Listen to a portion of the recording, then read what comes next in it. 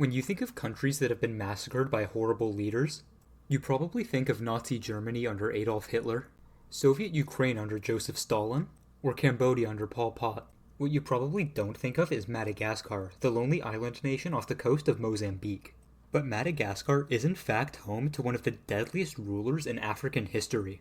During her reign from 1828 to 1861, Queen Ranavalona killed half of her country's population, roughly 2.5 million people. It is because of these murderous deeds that she earned herself nicknames such as the Mad Monarch of Madagascar, the Female Caligula, and Ranavalona the Cruel. But more on that later. For now, it's backstory time. Currently, there are a lot of unknowns when it comes to the childhood of this controversial monarch. She was either born in 1778 or 1780, and perhaps the biggest unknown is about her father. Some historians believe that Ranavalona was born to poor parents, and others believe that she was born into royalty. What we can say for sure is that when she was a young girl, her father warned King this guy's name, sorry I can't pronounce it, that the king's uncle, Andrian Jaffe, was plotting to kill the king and take the throne. The king was so grateful for this act that he had his son, Prince Radama, marry the man's daughter, Ramavo. Ranavalona wasn't her birth name, it's something long and complicated that I'm not even going to try to pronounce, I'm just going to put it on screen. But up until the point where she took the throne, she went by Ramavo. He also declared that any child the two may have together would immediately be first in line for succession. In 1810 the king died, and his son, Prince Ramada, ascended to the throne.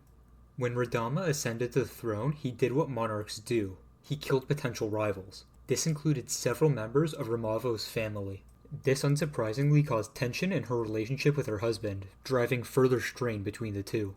It's important to note that Ramavo may have been the first and most important of her husband's wives, but she was by no means the favorite. Her and her husband were never really close, and they were really only married because the king ordered it. Because of this, the two never produced an heir to the throne.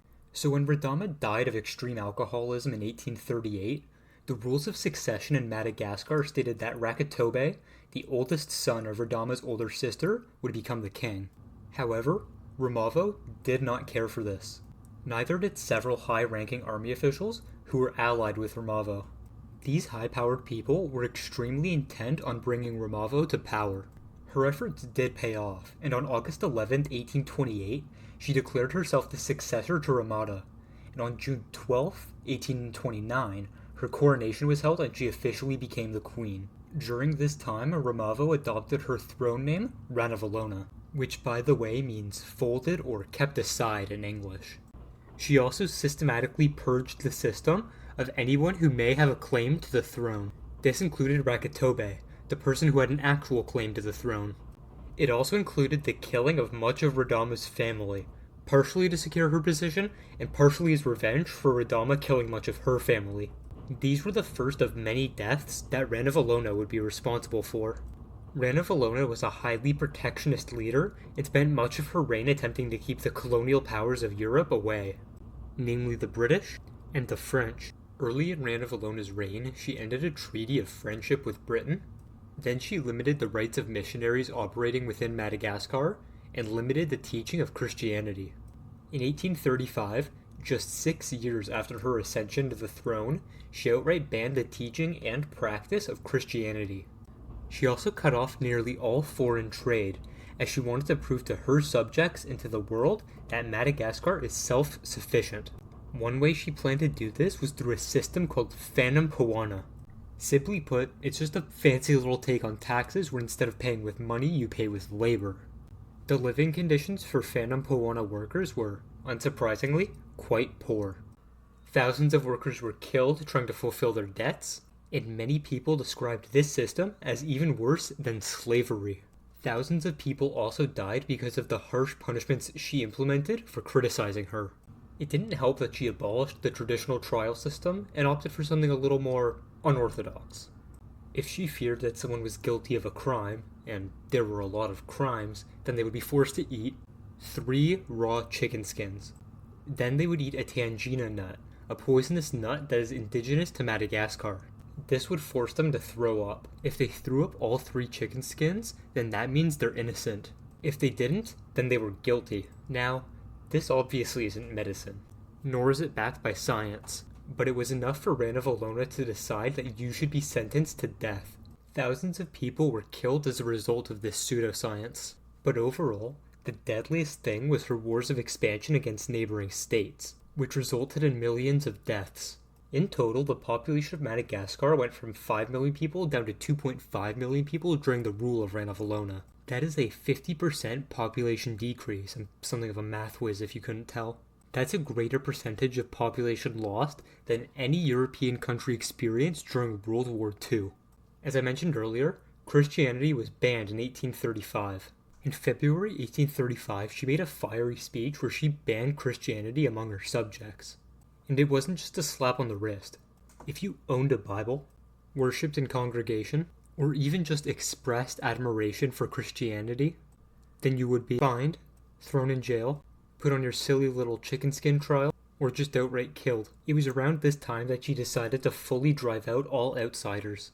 Now, to be clear, expelling outsiders was always on the mind of Ranavalona. In fact, one of the first things she did after taking the throne was cancel trade deals with European powers, namely the colonial powers of the British and the French. She also later expelled European diplomats, merchants, and teachers. She also killed the ones that didn't leave. Once after the French attempted to invade the island, Ranavalona had the heads of the French prisoners removed and placed on spikes on the beaches, just to serve as a warning if anyone thinks about messing with Madagascar again.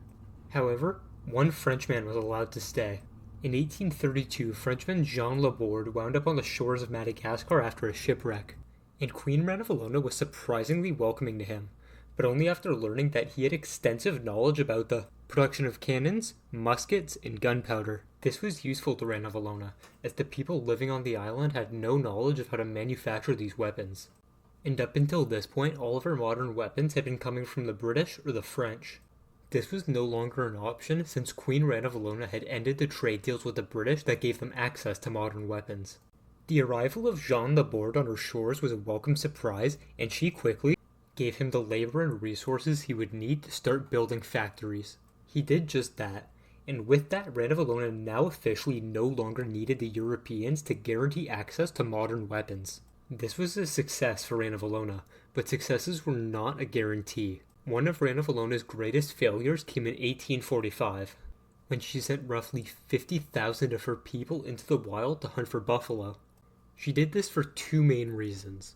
One was as a military exercise to test the strength and loyalty of her soldiers, and the second was so that her people could have access to meat for selling and eating. The hunt was intense, and required the building of long roads through vast areas of jungle.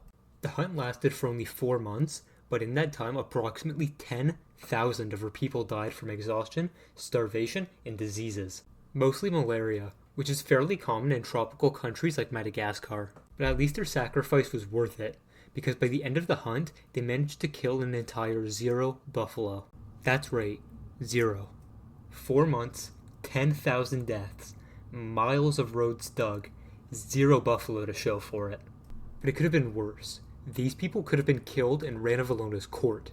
When people died in her court, they weren't just executed like they are now.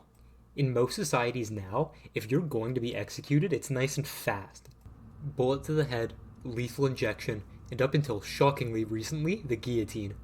To be honest, lethal injection isn't actually as effective as people think. It fails about 5% of the time, and when it fails, it's incredibly painful and often takes over 45 minutes to kill you.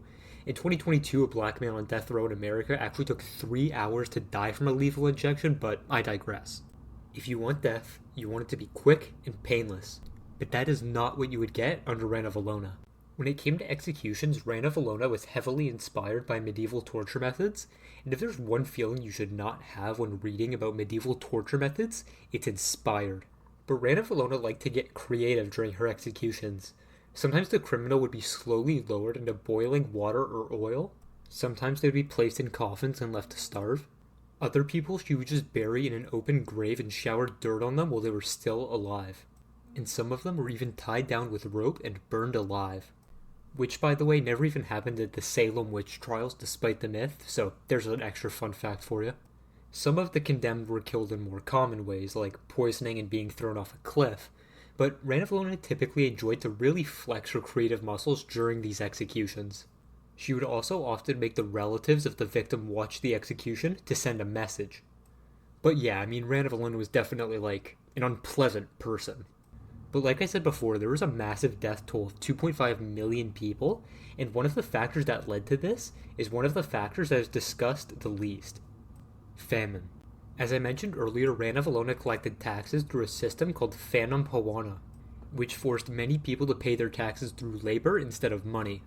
A lot of the people who were working in the system were farmers who got pulled away to work on things like roads and bridges. Because it's just like the old saying, who needs food when you got a nice bridge? They also had less food after she cut off trade with the Europeans, which served to further decrease the food supply. Another one of the major contributing factors to the famine was that many of the farmers were pulled away on military campaigns. Remember the buffalo hunt from earlier? Well, many of the people on the hunt were farmers who got pulled away from their farms to get buffalo. They needed to hunt for buffalo because of Ranavalona's policies that led to famine. And then they got no buffalo. So yeah, bad call. Overall, Ranavalona's reign is marked by cruelty, death, and poor leadership. Even today, Madagascar's population is quite low relative to the country's size, and they are only the 168th most densely populated country on Earth. The island of Madagascar is the 4th largest island on Earth, and it's nearly 3 times the size of the island of Great Britain. And they have less than half the population. They also have one of the lowest GDPs per capita on the planet, only $516 per person per year. That is lower than South Sudan and Somalia. And their history truly is a shame because modern-day Madagascar is one of the most beautiful countries on Earth, as well as one of the most biodiverse. So to my history teacher who always said that the world would be peaceful if it was run by women, sorry miss, I guess not. Thank you all for listening, and have a good day.